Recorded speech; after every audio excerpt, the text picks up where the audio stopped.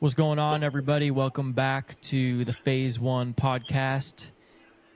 Joining me today is my new friend, Manny. We linked up a few weeks ago.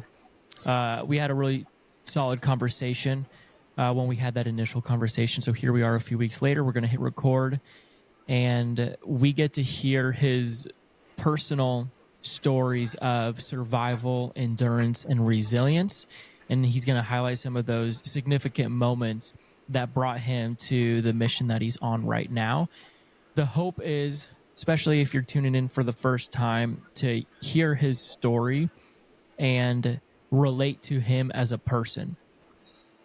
And then when he gets into his specific mission, he's leveraging what's happened to him, and he's talking about how that's worked for him so that he can move forward on the mission that he's on right now. And then how we wrap up every conversation that we have on this podcast. We're going to encourage one another. We're going to encourage you. That is through the message that that Manny has. So I'm going to do my absolute best, like I always do. I'm going to try to shut up and listen as Manny takes it from here. But thank you, brother. I appreciate you jumping on the podcast today. Yeah, man. Thanks for having me.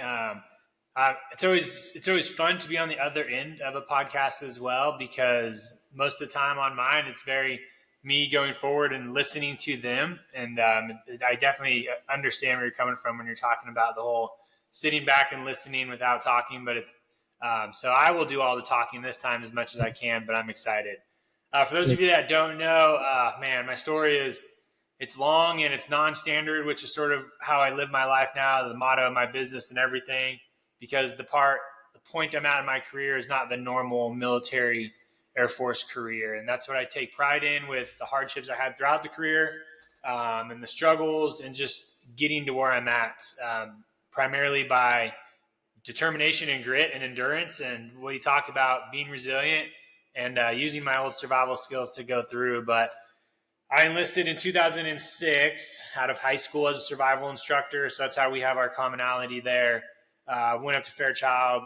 Nothing crazy there as a survival guy. You know, for me, that wasn't hard for me. It was challenging because it was all new, but it wasn't hard because as a SEER guy, as you know, or just an enlisted person, and for those that are enlisted, your job is your job. So if you do your job, you'll be good. And that's what I loved about my enlisted time, was all I had to focus on was my job, just being a good survival instructor. And I loved it. Was it hard? Yes. Was it struggling?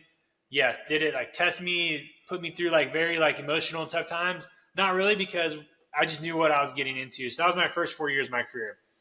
I was a 4-year enlistee. About 2 years in, I decided I wanted to do something else with my career. I didn't want to sit behind a desk, as most flight chiefs and NCOs do in the survival community. And I was still young, and so I wasn't ready to settle down, I guess. So at that time, I got to go to the academy and teach there and meet some officers. My wife I met, she recently went to college and was in ROTC for a little bit, so she told me about that path. So all these other options were available for me to want to become an officer. So that's what I was leaning into, was becoming an officer, primarily to lead, to get out there and just lead. So I did my first 4-year enlistment, got out in 2010. Right after that, I enrolled into Washington State University as a freshman for 4 years, doing ROTC with the goals of commissioning to become an officer 4 years later. During that time, I was a reservist as well. So I was a reservist working part-time. I also walked onto the football team, played rugby, full-time student, worked a part-time job, and then my wife worked a full-time job for those 4 years. So it was very, very busy. But again, nothing crazy happened there as far as survival and grit and tough times. You know, it was just normal. I say normal, but I don't know if it's normal to everybody else. Just just getting to the next goal. For me, my philosophy going through those tough times, what I tell a lot of people, is just line your ducks up. That's what kept me going through, just waking up at 5 a.m. for football PT or workouts, going to class, then going to watch film, then going to practice, then doing ROTC, then coming home for homework, and then going to sleep. It was really just lining up the ducks. I knew what my end goal was at that time, was just commission to become an officer. Really a big, a tough time I had there, which I hid under my pocket for a long time. My military career, I only opened it up to the the people around me, like, when was it? Maybe like 4 years ago, five. I got a DUI when I was in college in ROTC, my sophomore year, maybe freshman year. That was tough. It sucked. It definitely put a lot of strain on my wife and I. But when I talk about like resilience, that wasn't like technically a resilient moment for me because I just messed up. It was just a mistake. So for me, the resiliency came from there later on in my career when I had to open up about it in a human performance day. So I don't know if you're familiar with those. The Air Force started throwing those around as like another new term for resiliency day. And one of the things we did in our squadron was instead of bringing in people to talk about resiliency, we asked people in our squadron if they went through something that was a struggle in their life. And so myself and another airman at the time, he told his story about going through AA and having to do all this. And I thought that was crazy because I didn't know it and I worked with him. So it was very appreciative of him for opening up. And then I told my story about getting a DUI in college and having to suffer through that with like financially and marriage problems it caused. And was I going to commission? Was I going to become an officer? And the reasoning behind that story and telling it was just to show people like, hey, you can still do the things you want to do. And there's a lot of bad vibes, when with those DUIs on your record where some people will be like, oh, you're going to be banned forever. You can't do this stuff. But I did. I did it the right way. I just told my boss, went through the lawyer process, did everything I could to make sure I didn't mess up even further. But that was like the first time I opened up with it. And that was about 5 or 6 years into becoming an officer. So way later in my career. But the only reason I opened up with it is because I was at the point when I was really just changing the way I lead my life. And we'll get there in a little bit. But that was a tough time in college. But I'm pretty sure a lot of college kids go through random times like that when you're drinking and having fun and you just do stupid stuff. But in 2010, I then commissioned to become an officer. I got a CISO slot, combat systems officer, where I went to Pensacola for a year, did training, dropped the B1s there, came to DIAS in 2015, went through FTU there, went to the 9th Bomb Squadron as my first op squadron for 3 years. And then the end of that 3 years is really where my resiliency and my tough time in my career happened. It was after a deployment. We had to stand down in the B1, so we had to go somewhere else because there wasn't going to be a lot of flying. So our commander at the time was like, hey, guys, we're looking for people to go to other jobs, get away from flying because we're not going to be able to sustain everybody here with this stand down. They just didn't know what was going to happen. So myself and a few of the guys in our squadron, I was a younger captain. I think I just pinned on before that deployment. I was like, hey, I want to go do something. So I always wanted to lead. And as a flyer, you don't lead as much early in your career. My commander was like, what do you want to do? I was like, well, I'd love to go to Fairchild and be a CGO up there. Just like do that for 2 years, do some leadership, come back here when the jet's ready or whatever. And he's like, okay, cool. And then some other guys said some things. And there's a stigma in the military where if you tell people what you want to do, that's not in line with like the military, you get like shunned. And so I've always been very vocal about my career. And that's like a resiliency thing I've had to deal with as well. And I tell a lot of airmen, don't be shy about your career. No matter how many people tell you, don't say this. Like in the flying community, we have a path called becoming a patch, which is called weapons school. And so a lot of people think if you don't go to weapons school, you're like shunned because you don't want to be good in your jet. So at that time when I said I didn't want to fly and I wanted to go do this, my commander took it as like a stab to the back to him in the B1 community. And so he just hated me and hated everything about me. And at that time, all of us that wanted to go somewhere, we got sort of like shunned to the OSS. And we just got punted over there with no explanation, no reasoning. We were just told like, hey, you can continue to do your stuff. You just can't be in the ops squadron. You're going to go over here. At that time, my commander belittled me for like 45 minutes in our building about what he thought of me that I didn't know. So that was a real shock. Definitely opened up my eyes to really seeing how some people are. And the reason it was hard for me is because I didn't get any of that feedback when I was in the ops squadron. All the stuff he was saying to me, I didn't know. And so caught me off guard when he was saying I'm a staff sergeant stuck in the captain's body, or all I want to do is be a SEER guy instead of a B1 guy. And I was like, man, this is real? Like, is this what everybody thinks? And so I went over to the OSS and I sort of was just like there. I put all that aside and I guess I sort of like bottled it up because I didn't know if it was just that person or just like what he thought and not everybody else. So I was 3 years into my career as a captain. I go and become the AFEO, which is the AFE flight commander, which I really loved. That was my first leadership experience. First time understanding how hard it is to be a leader. And then I I didn't have a lot of tools in my toolbox at that time. I didn't know because I was very naive to how to become a good leader. But it opened up my eyes to, it was a lot there. A lot of LORs, Article 15s, racial stuff I had to go through, equal opportunity things, suicidal things for my airmen, like just tons of stuff where I was just like, what is going on here, people? Like, this is not a family that we need. And so that opened my eyes to like the other side of being a leader. Like, how do you take care of your people? How do you do all that? And that was a challenge for me because I was still a young officer. And at the time I was leading very direct. That's like the only leadership tool I had was like, I had 3 leadership traits: direct, friendly, and like PT. Those are like my leadership tools. So I knew they had to get in shape. So I did PT with them. A lot of them knew me personally from flying. So I had that relationship. But when it came to like directness, I was very direct in everything I did with them and told them what to do. And so I think what happened when I went there is I discovered a lot of faults in this flight because they didn't have people to talk to before. So they just started like opening up, and man, did the floodgates open. Like, it was my first time experiencing a lot of that stuff. And I was very fortunate to have a good commander that was just like appreciative of me like handling it at the lowest level. But I definitely learned a lot on how to not handle things at the lowest level as well. I was a flight commander during COVID, which was really hard. So I had to deal with airmen now that were struggling in their job, not having anybody to talk to, having to work alone. And that's where we had some airmen with suicidal thoughts that came up to me, and we had to discuss a lot. But I was learning all about this too as well. Like, how do I handle somebody like that? Or what is the proper thing to say on my end? There was a situation where an airman came up to me and they expressed suicidal thoughts. And so I was talking to them. And at the time, they were like, hey, I'm good. I'm just good. I was like, okay, cool. And so he left. And so I texted my shirt after, like what I'm supposed to do, report it up. And my shirt goes, where's he at right now? I was like, oh, well, he said he was good. He went back. He's like, no, you got. And I didn't know at the time when they say that or express it, you have to like stay in custody with them, right? Like until they meet with a shirt or someone like that. So I just sort of let them go. So I was really nervous I did the wrong thing, because what if he said that and then went and did something?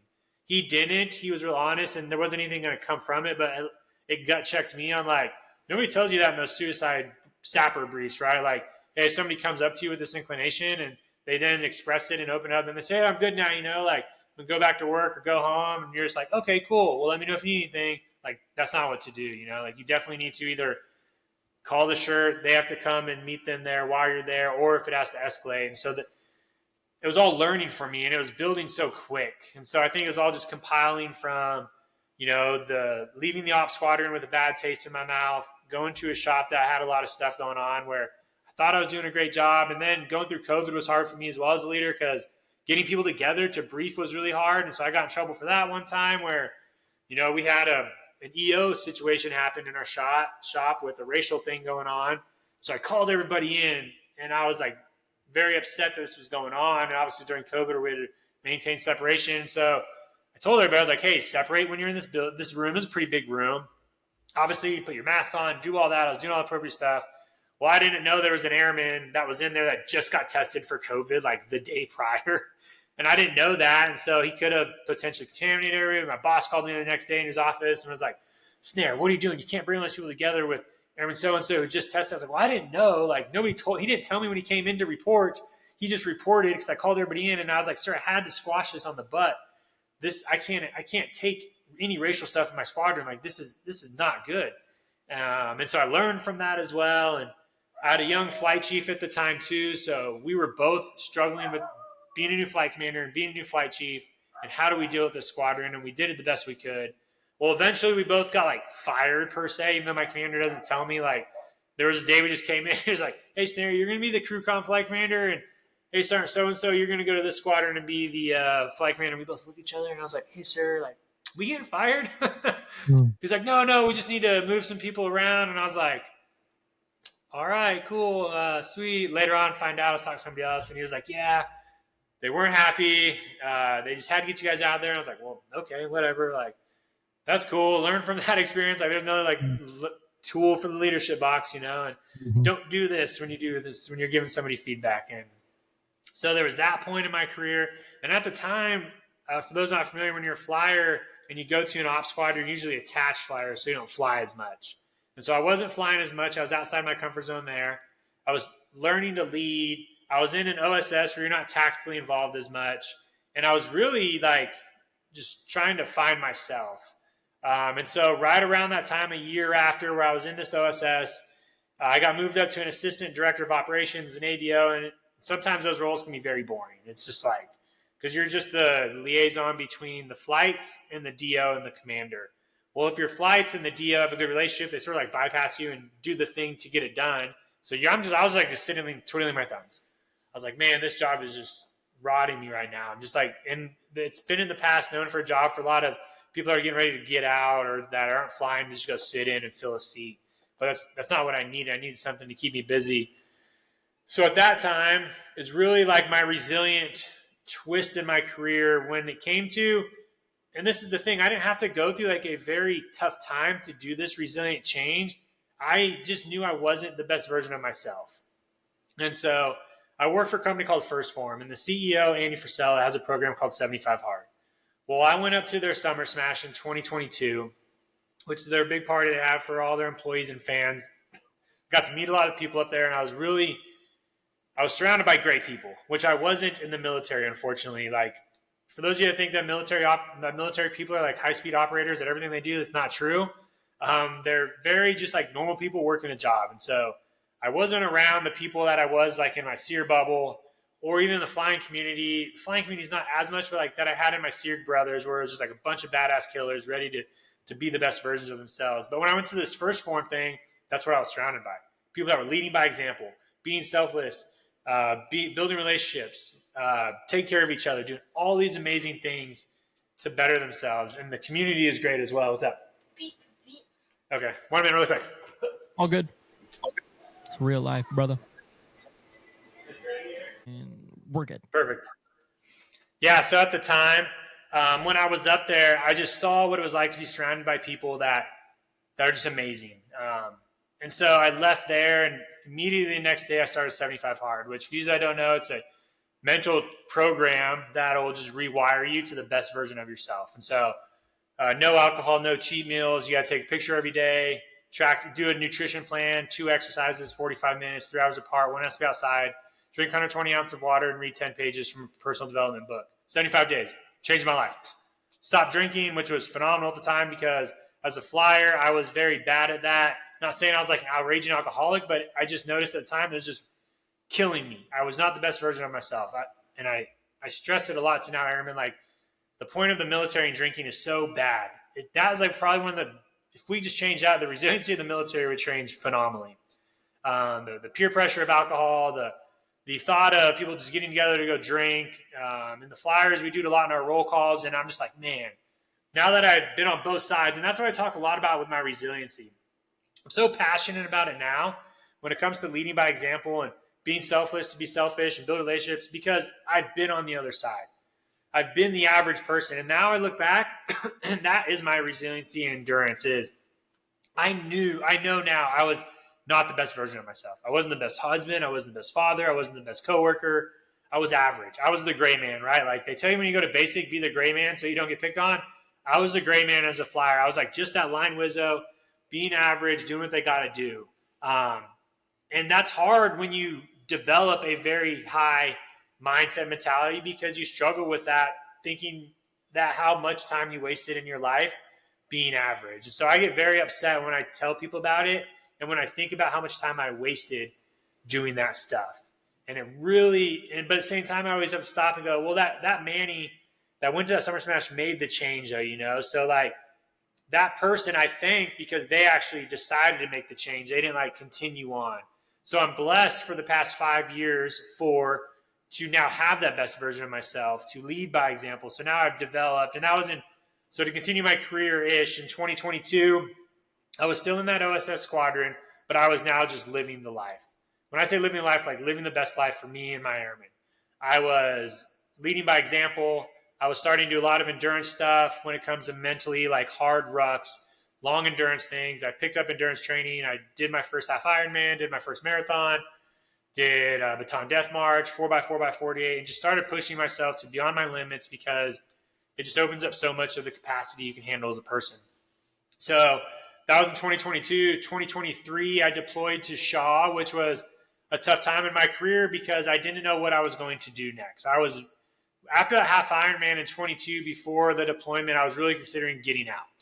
Like, I was just like fed up with the military. I didn't know what was going to happen. I was really big into my online coaching at the time, and I was telling my wife, like, babe, I can get out, make this many clients, do this. And like, this was on a drive back from Colorado after half Ironman. And she was just like, hey, pump the brakes. Let's just get back, see what happens when you go back to work, and just see what's going on. So the rest of that year ended in 22.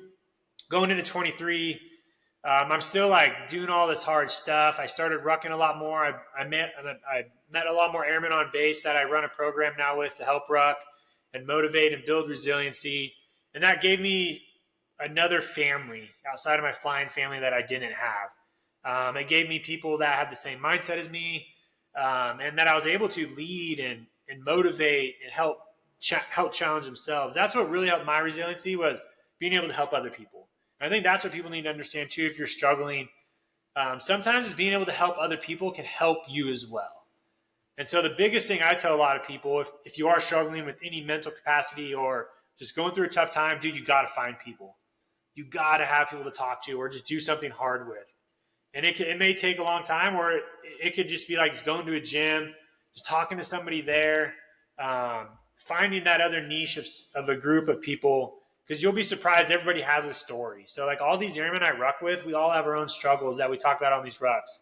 Career stuff, family stuff, mental stuff. And that's why I do these all the time, because everyone was open up in these rucks that they can't do in their office or maybe at home or something like that. And so in 23, I ended up deploying to Shaw, which was a sort of non-vol deployment, but I took it because I just didn't know what to expect in my career, and I needed something to like get me going. And at the time, it was what I needed. It allowed me to try to cross-train the TAC-PO, really push my boundaries a little bit more, push myself physically and mentally. And then when I came back from my deployment into 23, going into 24 is when I went through the phase 2 selection for TAC-PO. And for those of you that not many people probably know what this is like, it's obviously being a SEER guy, you're familiar with like an NDOC-ish Hell Week, but it's like 99 times more than that. For 5 days, I just got smoked mentally and physically beyond my capabilities to push myself in a blind assessment. And it really opened up my eyes to like becoming a better version of myself as well. It was a gut check I needed.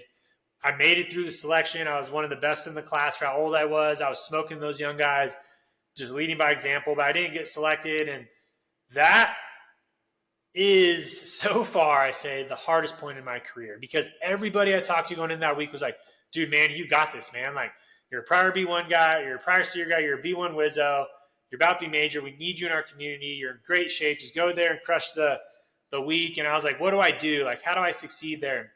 They're like, well, man, they're testing your leadership. So they're going to know you're a B1 guy, you're a prior SEER guy, you have these leadership things. They're going to probably want to see what you need to work on, like how you do as a follower and stuff like that. So that was the gouge I got told. And those people that don't know, if you live by the gouge or you die by the gouge. In this case, I died by the gouge. I thought they knew who everybody was on that roster going into the week. So they knew, like, hey, this is the SEER guy we heard about. He doesn't need to be in these leadership roles as they're testing everybody else because we know he can lead. So maybe we just watch how he does as a follower. So I took it as that. I didn't lead when I was supposed to. I sat back a little bit and just like followed from the rear, did this stuff. And then towards the end, Friday night comes around. We're all feeling good, like it's a blind assessment the whole week, which is freaking insane because you don't know how you're doing. You're getting yelled at the whole time. And you're just mentally exhausted. And so going to Friday, I was like, I got this, dude. Like, I had no reason I want to make it. I knew I was up there physically. I led when I was tasked to lead. I did good in the LDP thing. I was like, dude, there's nothing wrong with what I did. I should get selected. And the way you get selected, man, it fucking sucks. Sorry, I don't know if I can swear, but yeah, you can. You just get called back, and there's the person at the board, right? And they literally just call you by your roster number, and I was roster 08. I still have the sticker to remind me of that time. And he goes, roster 08, you're not selected. And I was just like, what?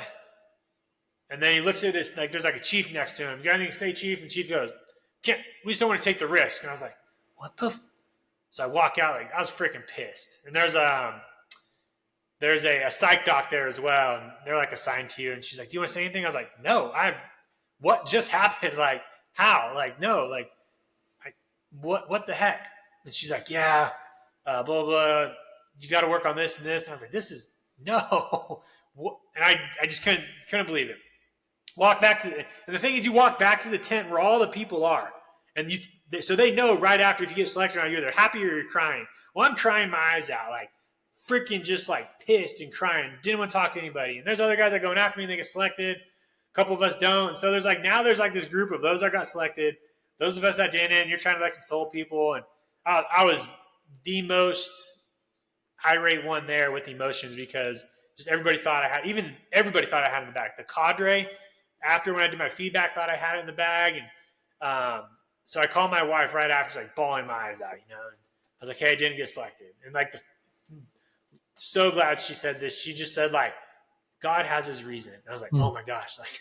Like, I still get emotional talking about it. I'm like, babe, like, oh, you're right. Like I didn't get selected, but I learned so much about myself there because the psych doc does give you like some feedback throughout. And then you also get the next day, we also got feedback from all the cadre as well on how we did and what we could have worked on. And so the biggest thing she just told me was just like, hey, everything happens for a reason.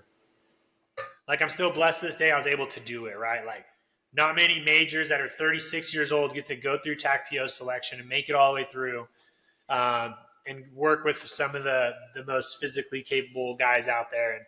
And so at that point, I could have just gave up with my career, my drive, my passion, or what I did is I took it as is, learned from it, grew from it, went back to my ops squadron, unfortunately came back where everybody thought I was going to make it. So I had to go to my OG commander because he was the one that was supposed to release me. I was like, hey, sir, I didn't get selected.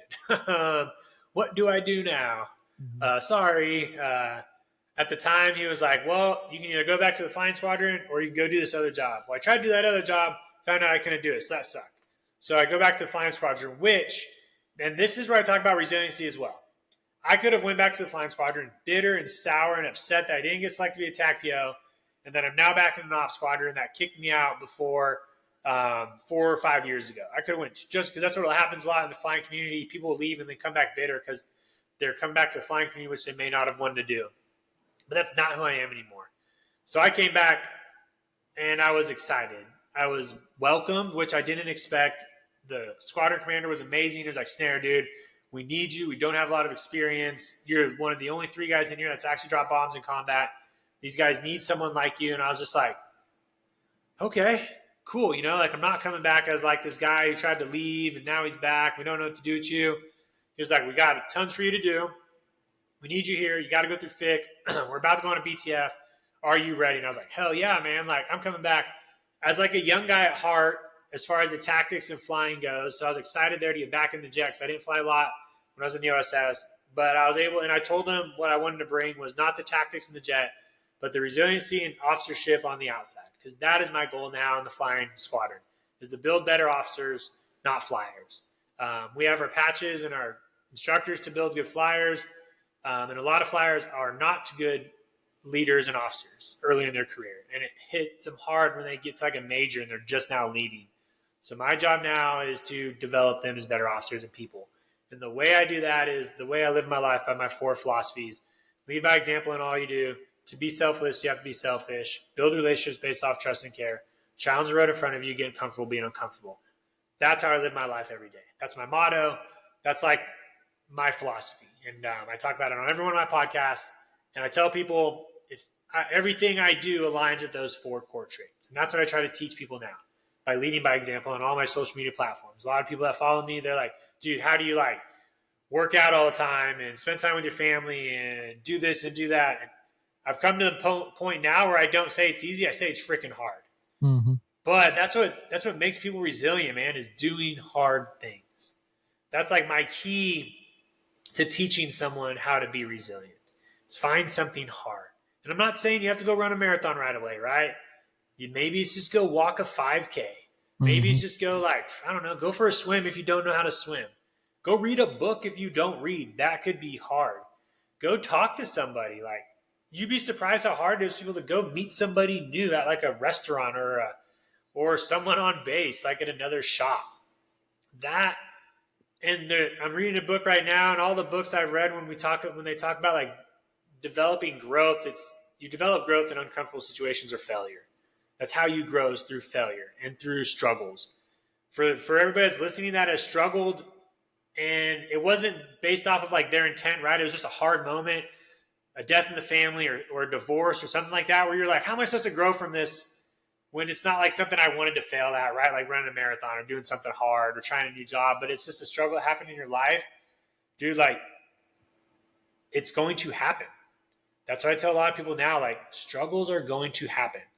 Andrew Frisella talked about it a lot on his podcast, man. Like, there's about 4 or 5 times in your life where something shitty is going to happen.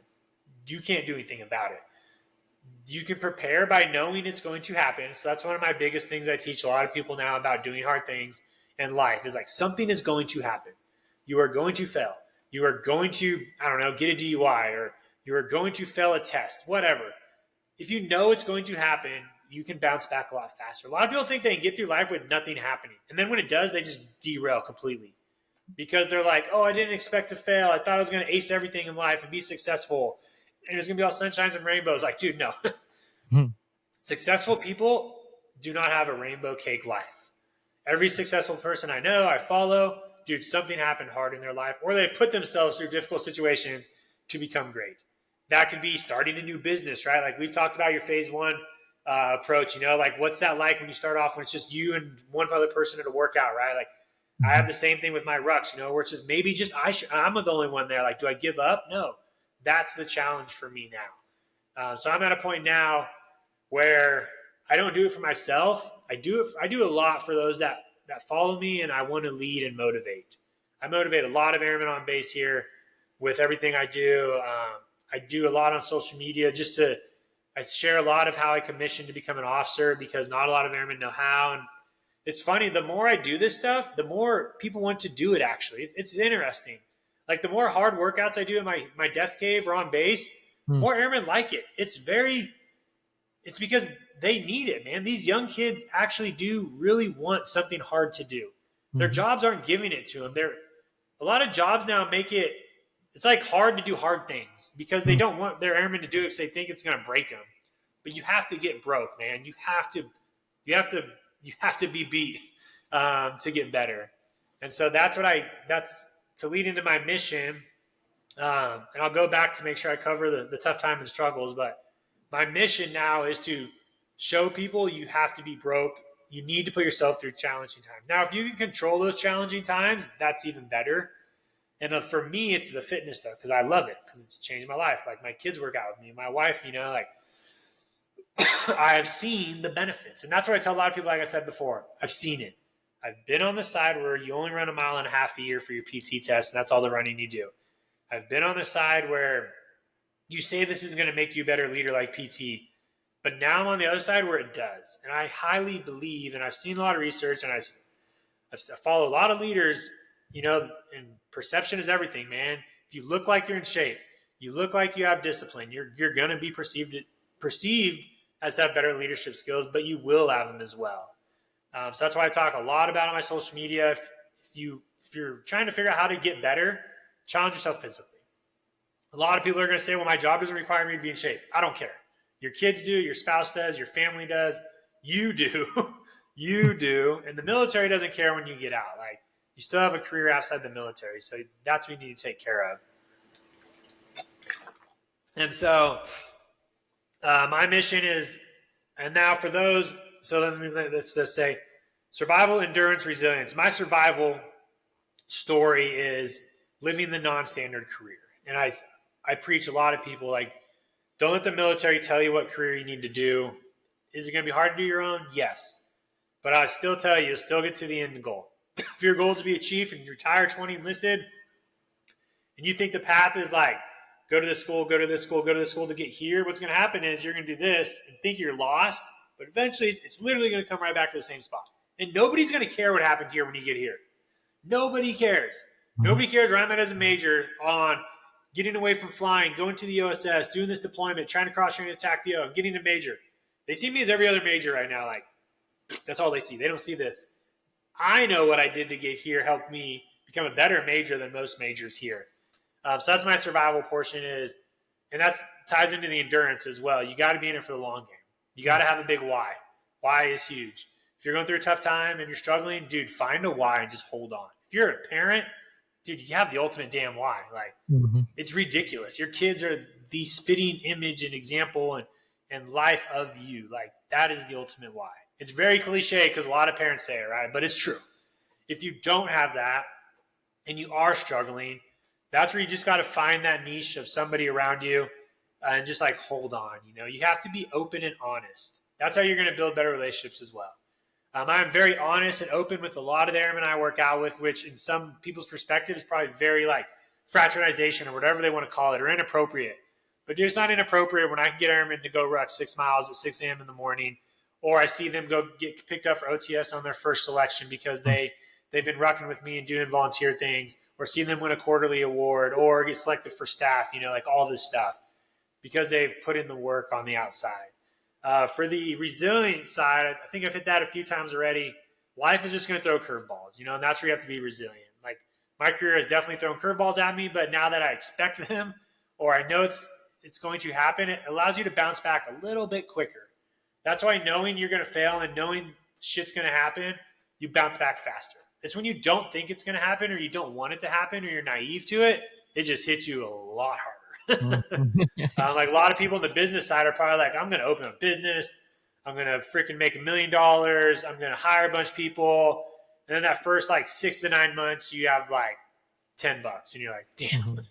But if you go into it thinking like that, like, hey, here's the average flow of a business, right? They fail in 3 years or something, Same as the podcast, right? The thing is, if you get over 20 episodes, I think that's the average of a podcast making it is like 20 episode mark. And so you get through there. So now you can figure out what to do next. That's my low moments, tough times, and struggles. My low moments they were tough because one, I didn't expect them at the time, and that was the foul on me, right? Like that's like I just didn't know at the time either. I didn't know that low moment of going to the OSS that my commander hated me and didn't like anything about me and thought I was unprofessional, and I didn't know what to expect. The low moment of TAC PO and living by the gouge and dying by the gouge and not understanding that it was a blind assessment. They didn't know who I was. They just saw this old guy with the mustache and crazy hair. They should have connected the dots. I was obviously probably a flyer or something like that, but they didn't know. And so my mission, which I've hit near and dear to me, is now to build those resilient airmen to become better for the military. The more airmen I have my podcast, the more airmen that go on rucks with me, the more I'm excited for the Air Force. Like, there was a point where I was definitely nervous, man. Like, I was like, shoot, man, where's the Air Force going here, y'all? Like, we're getting pretty soft. We're cutting down on some things that can make some hard killers, We're not fighting wars. How are we going to maintain that discipline that we had during, like, wartime scenario, right, where you had to be on the killer's edge? But from what I've seen with the airmen I work out with, it's there. It's hidden because it's not expressed in their workplace. And so my mission is to provide that for those airmen, provide those tough times, provide those challenges so they can win, right? Get those wins, succeed, and then grow. And so that's my mission now is for Team Nonstandard is besides the coaching thing that I do is really the personal development, is just showing people through example where I was before, where I am now, and being honest with them on how hard it actually is. At first, I was always sugarcoating it, like, oh, it's not bad, like, you just got to wake up at 3:50 every damn day, and go to read and write in your journal for an hour, and then go work out for an hour, and then come back and make breakfast, and cook, and shower, and shave before your kids wake up, make their lunches, and then go to work. It's like, oh my gosh, now I just tell people, like, it's hard. Yep. But if you want to be great, which most people do, I think they'll put in the work. So that's that. And I just love to encourage.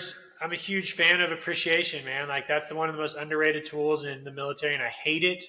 I hate it with a passion on how bad the military is appreciating their people. It's funny how, like, people are rewarded for appreciating people when everybody should be appreciating everybody. So it shouldn't be popular that you're appreciating people. Like, I get a lot of people that are like, hey, man, thanks for coming up and say thanks, or like, thanks for like congratulating me on my PT test, or thanks for coming my staff sergeant promotion. Like, that shouldn't be a thanks. It should just be like everybody's doing it. If everybody just appreciated everybody, we'd all have a little bit more oomph to get our job done. And those resiliency moments that people are going through, they would probably have somebody to go to because that person appreciated them. That's probably a lack of why it's so hard for people to bounce back, is because there's nobody in their shop that's appreciating or built relationships that they don't have to talk to. And so that's why relationships is another one of my huge things. You can solve all the world's problems if you have good relationships. And I believe that a lot. I believe a lot of mistakes in the military that happen are due to the single mistake of that airman not having a relationship or appreciation for the people above him. So he's not doing the best job. Because I've been there. I've definitely been in those positions where I'm not doing the best job because nobody cares. Nobody is expecting me to do good. So I'm just doing a half-assed job, and that's where mistakes happen. But if you have the relationship in your flight with your team, and you care for them and you love them and they know that, dude, there's going to be a doubt in their mind when they're thinking of doing something bad.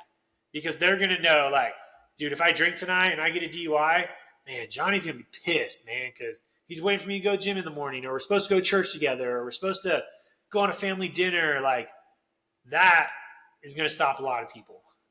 And that's only due to relationships. And so that's one thing I try to teach a lot of airmen too, is, dude, just get out to know people. Like, I was on my ruck this morning, and the two people that were with me were like, man, the only reason I like coming here with you, Manny, is because you know like 80% of these people on this ruck. I swear this morning I was like, hey, how's it going, Mark? They're from church. And they walk by, like, oh, yeah, they go to church with me. They're in my small group. Great people. Blah, blah. And then we're walking again. Another person goes by. Like, and I was like, oh, yeah, that guy's in the Army. He's a dad. He comes around here with his people. Great guy. Another guy walks by. I was like, oh, he's our youth pastor, you know? Like, he's been around here a few times. And it's because I really do get to know a lot of people in town. I know the name of some of the clerks in our grocery store, you know, like, because I will say their name when I check out, you know, and I will say thank you, you know, and you'll be surprised how people will probably, well, they're not going to remember me, but if you go to the same store, the same time, you're going to have the same clerk. And if you just say their name the first time and you say the second time, they're going to remember, man. Like, and that goes a long way there. But I'll pause for anything. And that's only I forgot we took a break. I was like, that's only 25 minutes. Son of a gun, that was fast. Yeah. Spitfire. Yeah. Yeah. I think they changed the features on this, because sometimes there's like a pause button, but I hit the stop button. And so I forgot we did a little recording before, but it's crazy. I think we're almost just at an hour. Yeah. Man, I appreciate you sharing everything you did. I don't know if I've had a conversation with someone up to this point in the 40-something episodes we've done that really has done such a deep dive into leadership. And I really appreciate that. I was telling you before we hopped on that there was someone that reached out to me over social, and we were talking for almost 30 minutes. And it's very apparent to me that people in the military as a whole, they need to be led, and they need to know that there's someone out there that will listen to what they're going through. So I think it's awesome that you step out of your leadership role, like in an office setting, and you get out there with people and you do hard things and you struggle with them, and it makes the conversations that you get to have a lot more impactful. Yeah. One of the things I've learned, and a lot of these airmen don't know, like, I do these rucks for me too. Like, they may think like, oh, Manny just does it for a workout, but these airmen are like my closest friends. Like, I do not have any close flyer friends. And that was definitely a struggle in my career, where I have like my bro groups, but I don't have a flyer friend I can open up to as much as these airmen that I have on the rucks. And that's probably one of the toughest moments is, and that's just the Class A type personality, you know, those of us, you know, where we think we have to keep it all in. But man, most of these times I'm the one talking the most on these rucks when I'm venting to these guys, like, about my career, just like something going on. And so it's a lot for me too, to get out there. And that's one thing I tell a lot of young leaders. If you're ever in a young leadership role and you're trying to build relationships, share your struggles. It is hard, but airmen don't care and I'd say this, if you're an officer, that you're an officer that got there through success. They don't care that you went to an academy and got straight A's, or that you're a flyer or whatever. They want to know that you're human. And the easiest way to show you're human is through empathy and through struggle. And so I challenge a lot of young officers, if they want to get to know their flights, share something hard in their life. Is it tough? Yes, because you don't want to seem weak, right? And I think that's a mindset we need to get out of our heads is if we share struggles, we're going to be perceived as weak. Well, no, you're probably going to be perceived more stronger because you went through something hard. And a lot of people are like, well, what if I don't? And some of these young officers they may not have had anything happen hard in their life. And I've had people on my podcast, when I do my hardship question, they're like, Manny, I don't have anything. Like, I had good parents growing up. I've had a pretty good career. They haven't had maybe any deaths or suicides around them, where like those big ones. And I'm like, yeah, that's true. But you're still where you are because you probably worked really hard. And that is a struggle. It is a struggle to maintain a very fine-tuned, balanced life. And then I'll tell them, like, well, here's what I'm going to tell you, like, be ready because something's going to happen. Yep. And that's where I want you to be ready for it. So when you capture it, and then you learn from it. I don't want it to derail you or put you back a couple steps. And so that's one thing, like, sharing struggles is a part of life. And everybody can relate to it. Not everybody can relate to success. So it's really hard when people are talking about their wins, especially like, obviously I share a lot of my weight loss journey because I lost a lot of weight, developed better mindset. And so I lead with that, but then I always follow up with like, dude, it was hard. Like, it wasn't easy. Like, I didn't just like lose the weight by doing everything. Like, I had to work through, like, how do I balance my time? When do I get my workouts in? How do I do my meals? What's it like being a flying squadron not drinking, around a bunch of people that do? Luckily, the squadron I'm in now, the mentality is so much better that they know who I am and they appreciate me for not drinking because I go to roll calls and I go out with them and, they love it, man, when I'm out there and I'm not drinking, but I'm out there with them. I don't like shun them because they drink. I'm not like, you heathens, like, stop drinking. And I'm like, I don't care. I was there. That's why I can say it.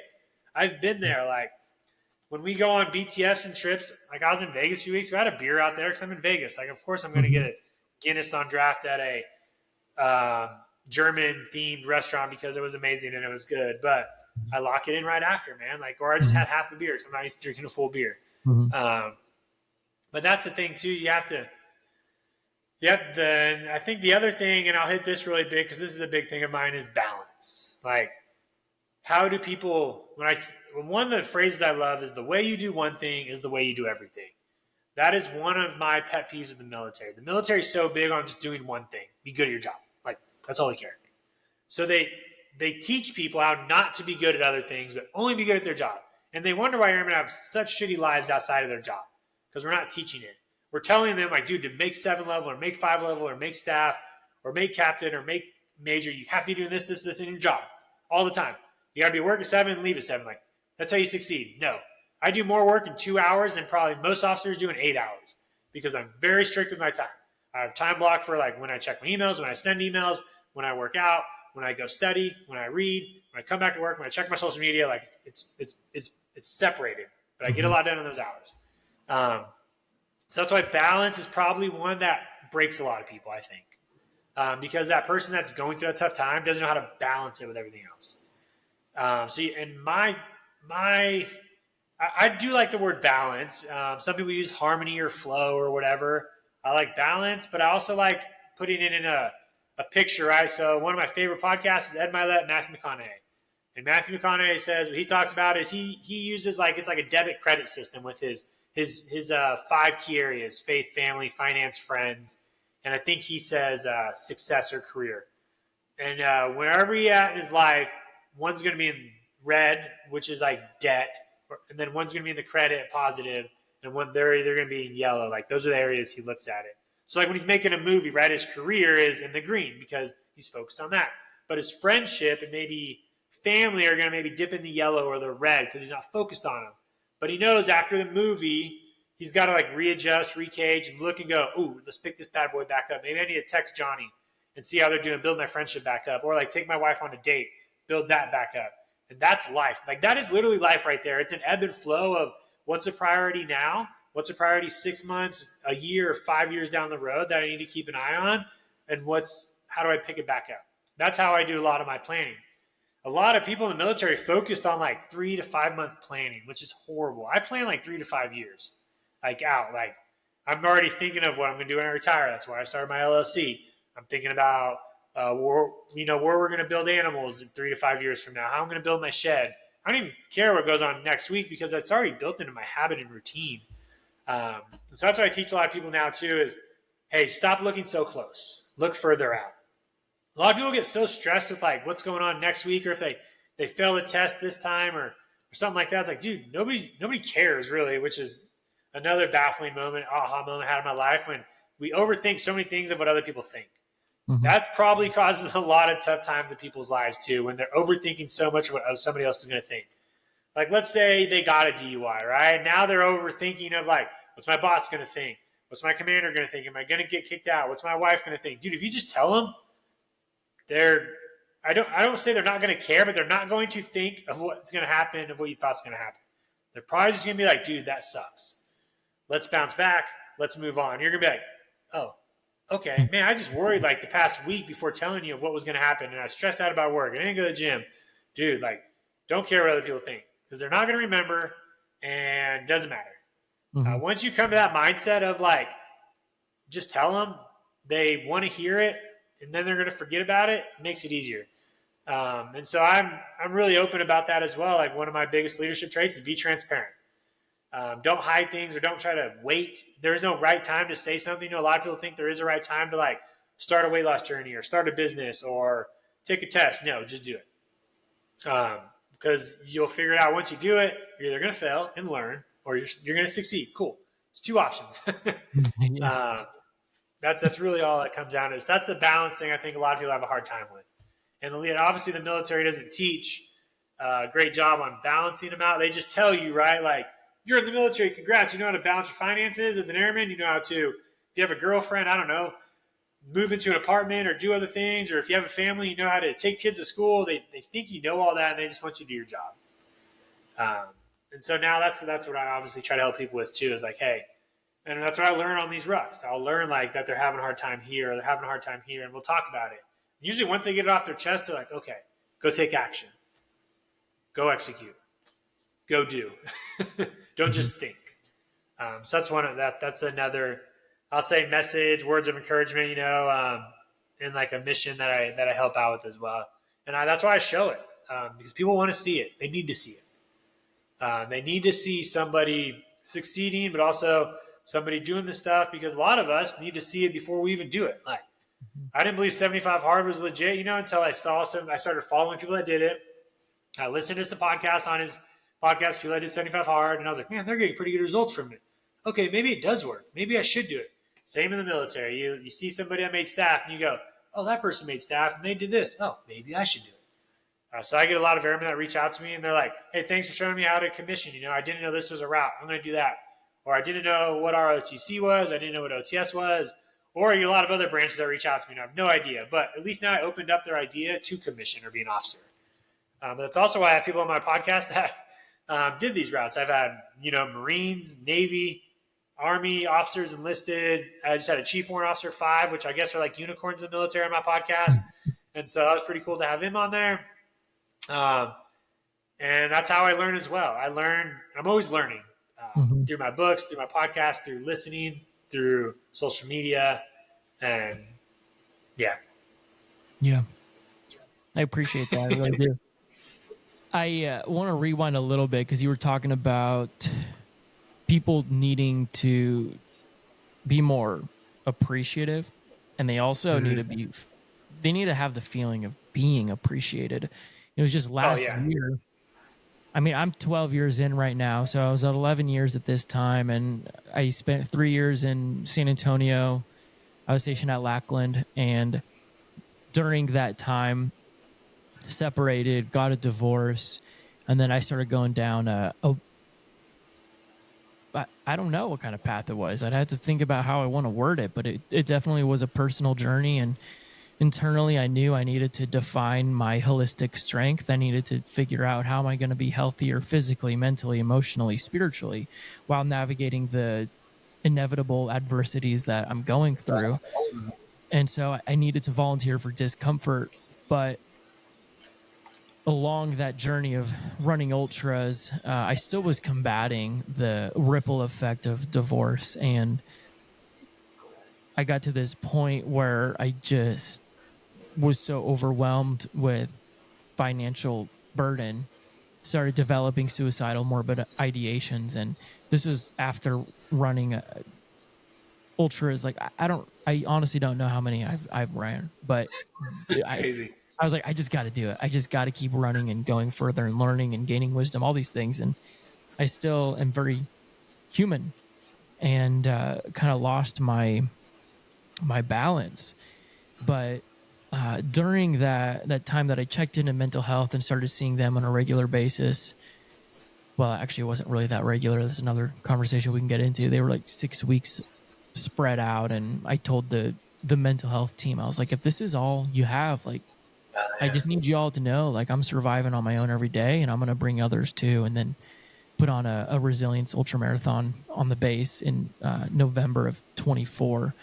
But aside from that, like when I was at work, it was very confusing for me because work knew that I was going through these struggles, and I had a lot that I was navigating through.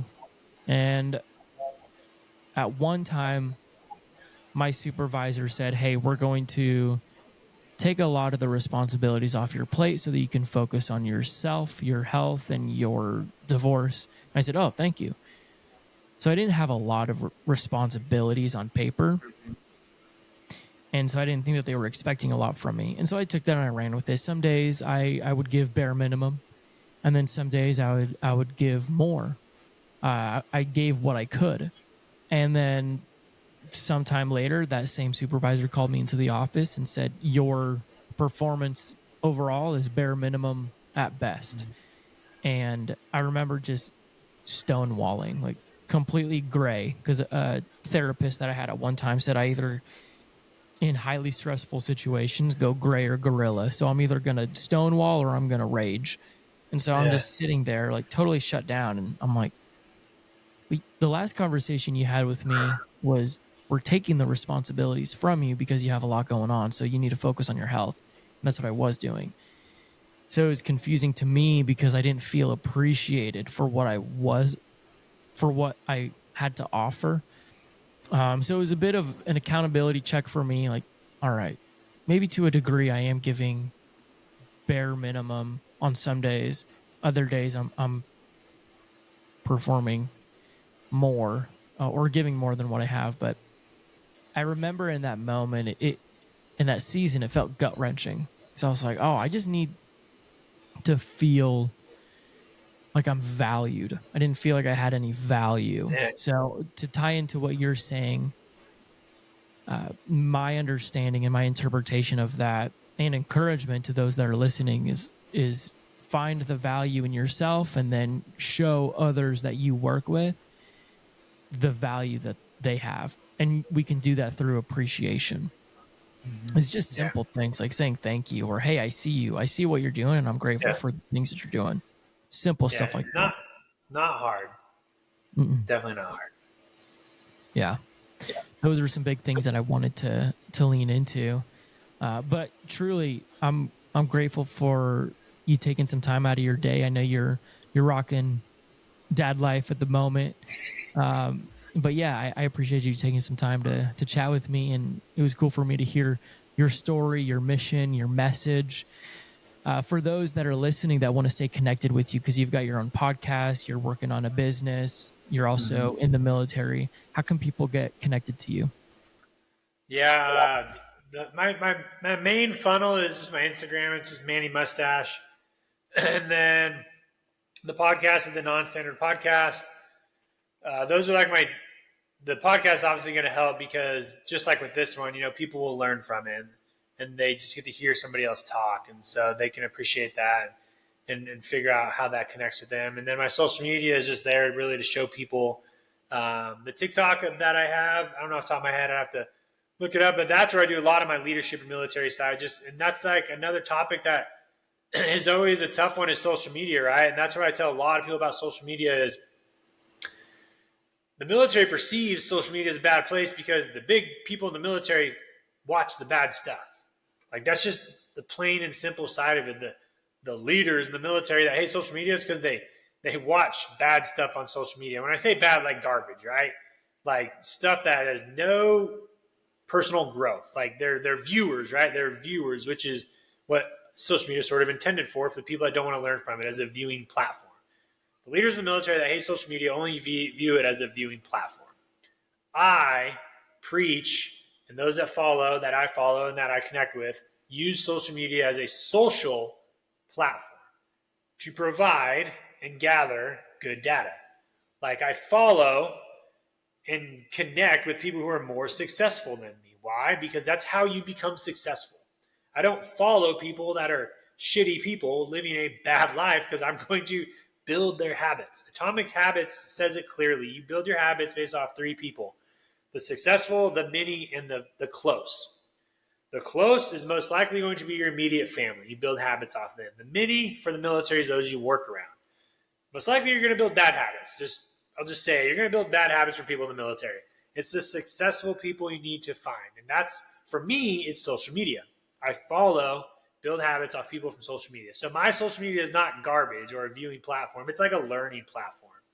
So I try to provide that as well. I try to provide knowledge and leadership traits and topics of discussion, right? I do a lot of like hot topics, right? Like PT right now is a big one with the Air Force because people are blowing their minds having to run 2 miles. And so I discuss. Now, this is the thing I realized too, and the old me would be like those people complaining about it. That's not me anymore. I will make posts like, dude, I'm excited for the change. I'm trying to adapt to it, right? We're now testing twice a year for everybody to keep everybody well-rounded instead of just motivating people to work, right? Like most people do for like 1 month prior to their test to get over 90 and then not do anything the rest of the year. It's a pretty bad lifestyle. So they're trying to balance that out. So for me, social media is huge. Like I've gotten in trouble for social media. I've been put on blast on an Airman NCO page for it. So that was a learning curve as well and a pretty interesting moment. But I take it as a grain of salt because I learned from it. Mm-hmm. But everybody, like from my commanders that saw that video and got mad at me, they sort of like they didn't know what I was doing on social media. So when they saw what I was doing on social media, they're like, "Oh, Snare, you're doing pretty good on social media. We looked it over and it's not that bad." I'm like, "No shit, it's not that bad." Like I do a pretty good job. That video was just like at a bad time, bad perception, and it just got blown up by somebody on the basic page that's supposed to do that for. But so that's why I love my TikTok, my military, my leadership. That's where I meet most of my guests on my podcast. The guy I just had yesterday was from TikTok. Man, like 80% of my guests on my podcast are from TikTok because the algorithm, which is why I love TikTok, it really does a great job funneling your algorithm based off of what you watch. But you just got to, find the ones that matter to you. It's the same as my Instagram. My Facebook is where I have my Facebook group or my private team where we do coaching and education. And then the Team Nonstandard podcast. That sort of is all the social media side of it. Another little tangent. So I appreciate it. Yeah, thank you, man. I got one last question for you. I didn't prepare you for this one, but I love to ask everyone who jumps on the podcast, what does phase 1 mean to you? I like the name, man. It's cool. I think obviously for those we may be familiar with like a phase 1 term, right? In the military, those of us that went through like special warfare or SEER or something like that. But for those that don't, I perceive it as like a new start program, right? Like something to get them going on like a new journey. Like, hey, I'm starting now. How do I do that? Well, phase 1 is a place or an area or a space where I can start. And it's not like, I like it because it's not like an easy start. It's not like start this 21 day, like kickstart. Like phase 1 is cool because it sort of has like a subtle, it's going to be hard. Because it's a phase, right? So most people know a phase is tied with a short amount of time that could be tough, but you're going to move on to like another phase, right? So phase 1 is the start, which is going to be hard and a struggle, and maybe you're building, and then you move on to those next phases. So like when I first heard it, I was like, I like it, man. It was definitely super catchy, and it had a good I was like, dude, nice.